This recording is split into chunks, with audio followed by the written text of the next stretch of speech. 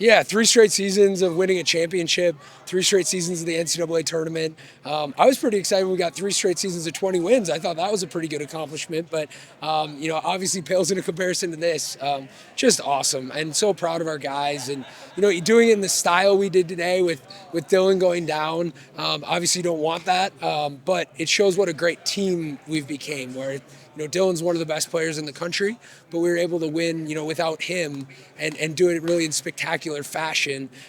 It strikes me as like a perfect team win in the biggest moment. Kind of a perfect example of a team hitting their stride, clicking at the right time of the year too, right? Yeah, we've gotten better, and we saw it coming where we were kept improving, and I just kept telling them, like, if you keep improving, we need to sneak into the tournament, because it was all about the at-large, because you don't want to put it down to this. Well, as of last night, I knew we weren't getting the at-large, and it was, hey, we got to win, and we have a chance, and we just need to win one game. And my favorite thing about this team, compared to any other team I've coached, we get better and better and better and better and better, and that's not usually the case. Usually by the end of the year, you're tired and beat up a little bit, but I think because of our depth, we just kept improving all season.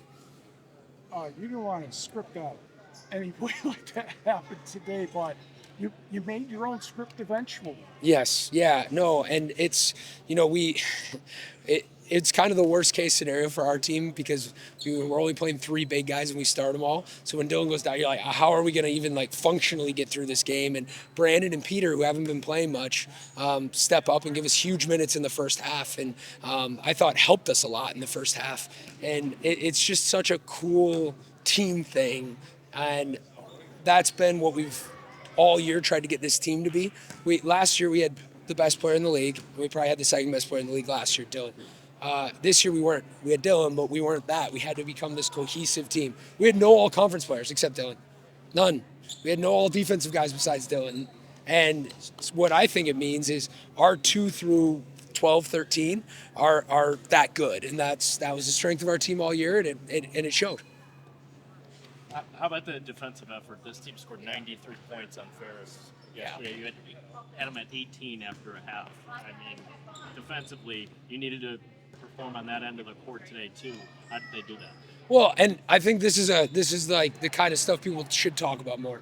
We get a second assistant for the first time this year that is funded really well, and that's our administration helping out, donations from alumni helping out, and we go hire John Michael, and so now we have 2 assistants doing scouts instead of 1. Well, this is John Michael's scout. Game ends yesterday. He watches that game. He put together the plan. The whole game, he's in my ear telling me exactly what I need to yell, or he's just doing it himself. And Keels is phenomenal, but now we have additional help, and that's where this stuff is always bigger than just the stuff everyone sees in the game. And by adding that position, and then our ability to go find someone really good for that position, it's why winning kind of breeds more winning, because people want to become part of a winning program. And he was sensational putting together that whole game plan. Our guys executed the heck out of it, because obviously it's all verbal. You're not practicing. We didn't even shoot around this morning. So it's all just us telling them what to do without them ever getting to practice it. And they came out and executed the defensive game plan flawlessly. Well, some of the guys that transferred in, Gittins Jr. and Smith, obviously you mentioned it was a team effort, but was that kind of what you envisioned these guys becoming once you brought them in earlier? Yeah, well, so I've carried this around all week. I started, brought it to practice on Monday, and I was like, well, we've won this before, and I just showed it to our guys and was like, do you want to do this? Because you can, you're good enough. And particularly, I was probably talking to those transfers, because we told them, like, if you come here, the reason you should come here is to compete for a championship. We've done it 2 years in a row. We don't want to take a step back. So for us to deliver on that and give them a championship, to me, that means the world. And guys like Brian and Dylan and Sam, they've done it before.